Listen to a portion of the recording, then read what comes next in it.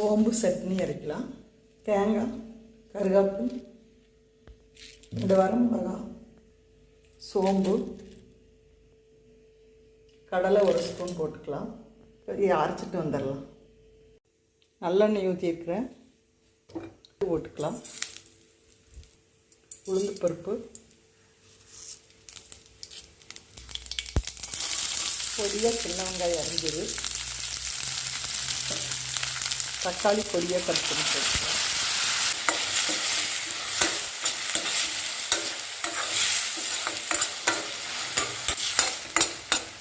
தக்காளி நல்லா வெந்துச்சு. நீ அரைச்ச விழுது ஊற்றிடலாம்.